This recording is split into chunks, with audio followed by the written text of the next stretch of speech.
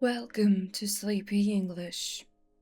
Research shows that reviewing information right before sleep helps the brain consolidate it into long-term memory.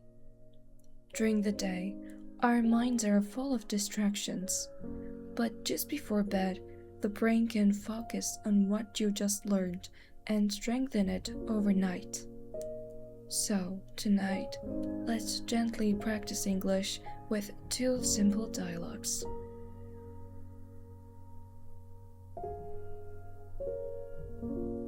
At a co-working space. Kevin.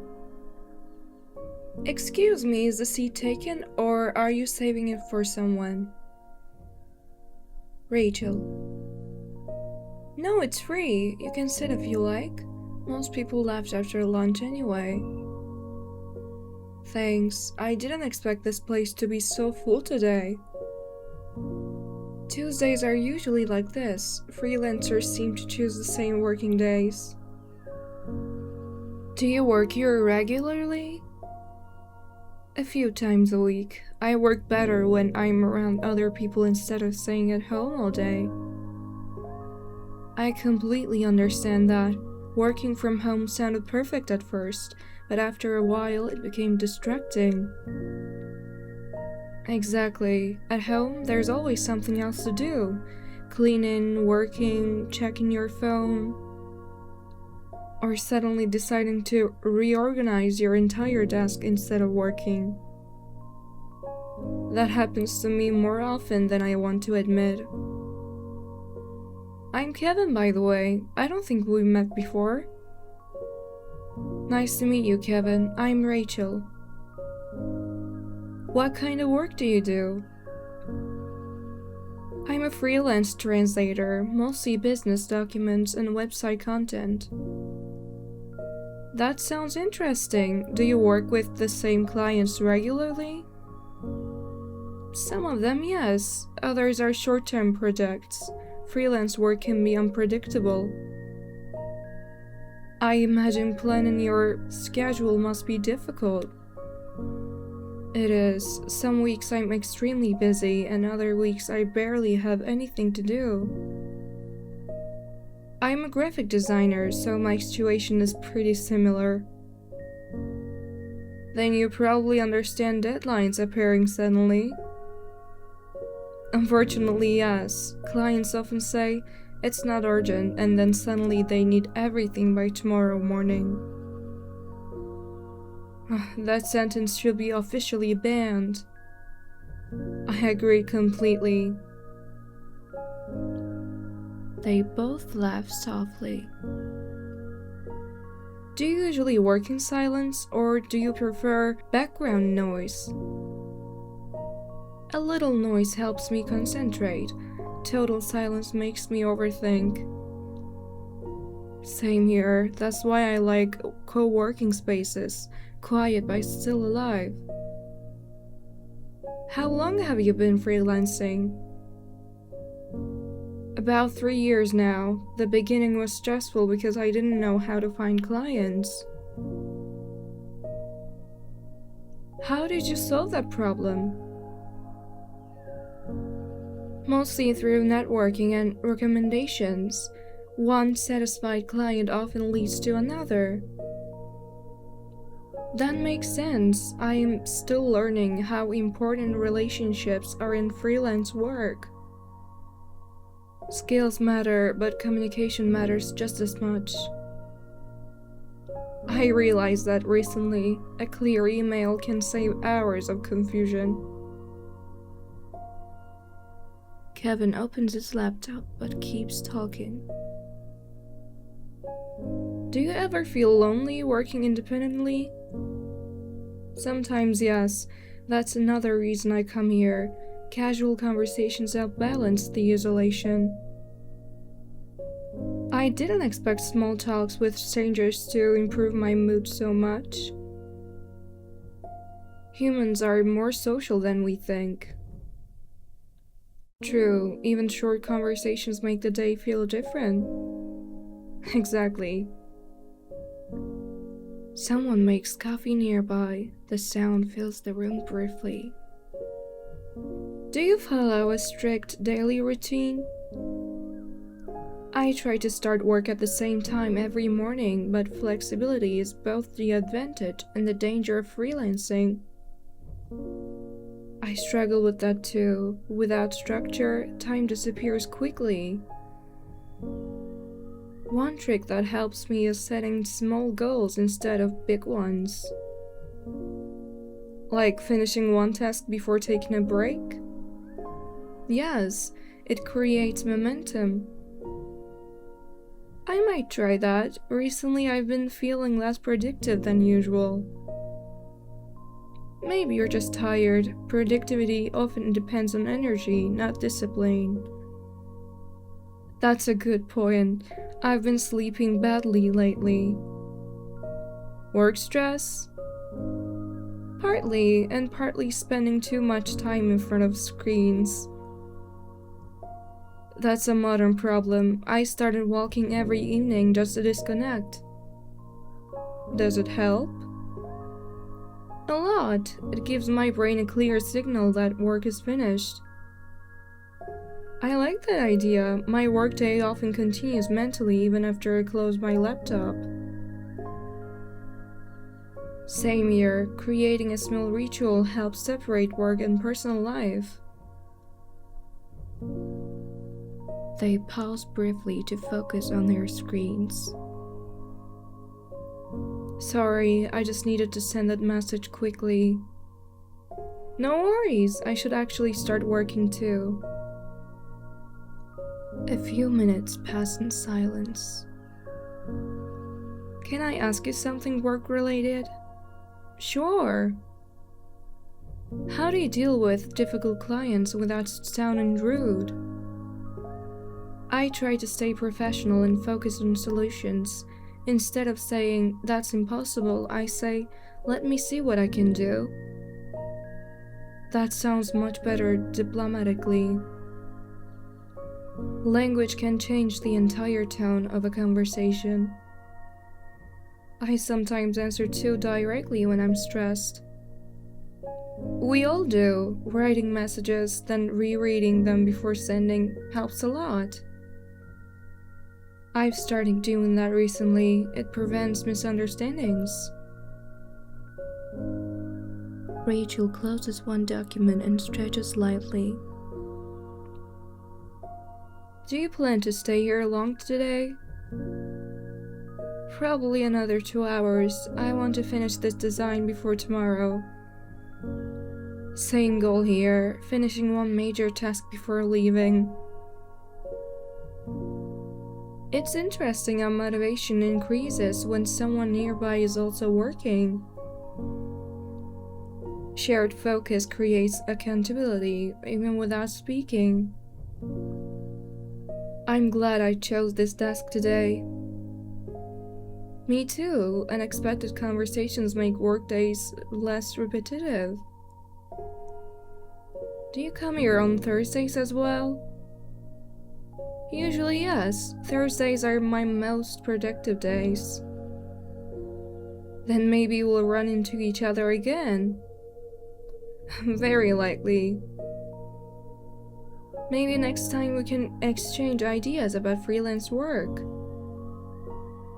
I like that. Sharing experiences makes challenges easier to handle. Agreed. Kevin closes his laptop halfway. Alright, I think I finally solved my design problem.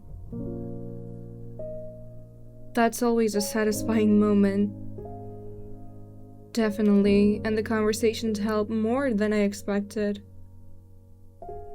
Sometimes stepping away mentally helps you find solutions faster. I'll remember that. Anyway, I should get back to work before I lose momentum. Same here. Good luck with your project. You too, Rachel. Nice meeting you. Nice meeting you too, Kevin.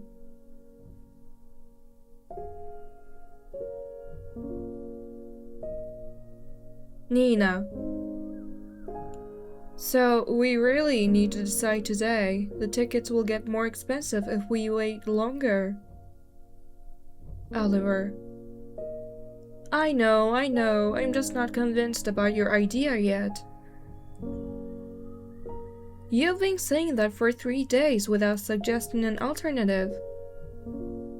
That's not true. I suggested the mountains yesterday. You mentioned it once and then changed the subject. That doesn't count as a real plan. Okay, fair point. Let's start again. You want to go to the coast, right? Yes, I think a beach vacation would be relaxing after the last few months. I understand that, but beaches are always crowded in summer. Not if we choose a smaller town instead of a famous resort. Maybe, but I prefer places where we can actually do activities, not just sit in the sun. Who said we would only sit in the sun? We could swim, walk, explore nearby villages. Still sounds slower than what I had in mind. Which is? Hiking, fresh air, nature, somewhere in the mountains. Hiking every day sounds exhausting, not relaxing. It doesn't have to be every day. We could mix activity and rest. That's exactly what I'm proposing too, just near the sea instead of the mountains. I guess we just imagine relaxing differently. Probably.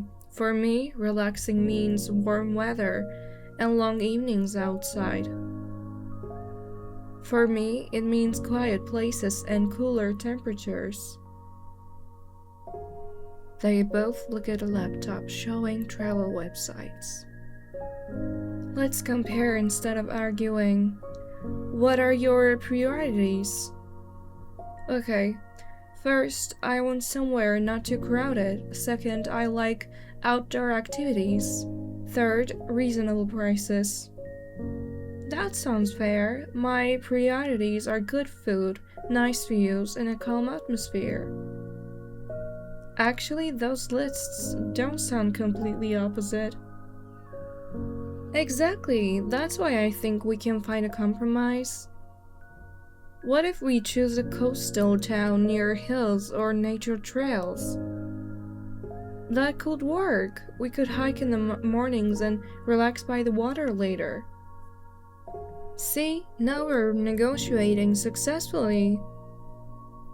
I wasn't against hiking. I was against turning the vacation into a fitness challenge. I promise not to wake you up at sunrise every day. Good, because that would definitely start an argument. They scroll through options. What about this place? It's by the sea but surrounded by cliffs and walking paths. Let me see. Oh, this actually looks beautiful, and it doesn't seem too touristy. The reviews say it's peaceful even during summer. That's promising. How far is it from the airport? About an hour by train. That's reasonable. I don't want to spend half the vacation traveling. Same here.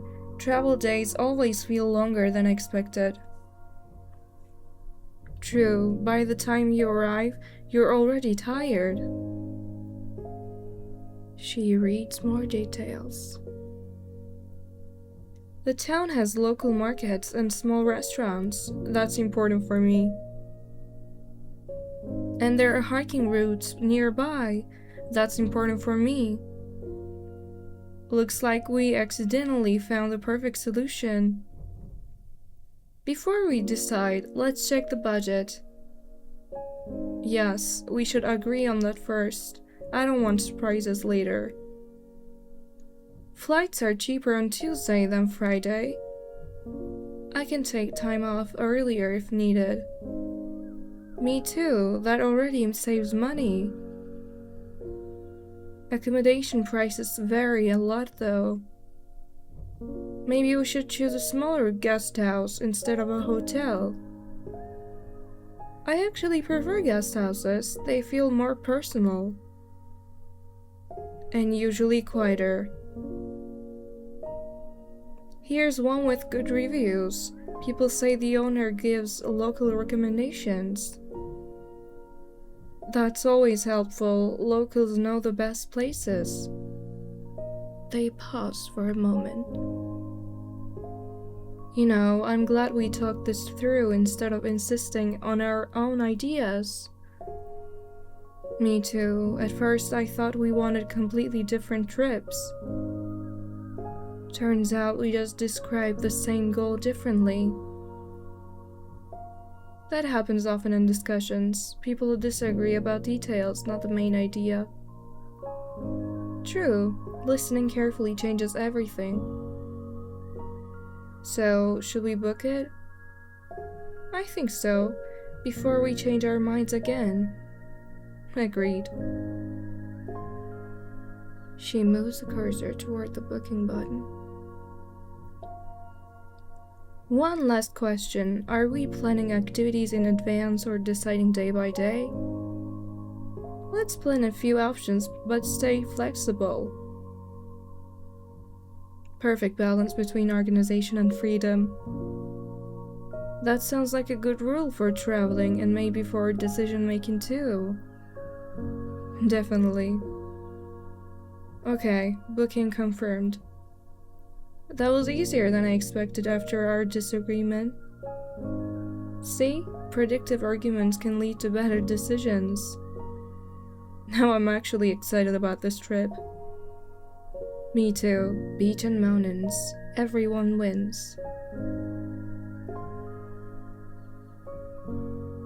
I hope you enjoyed the video.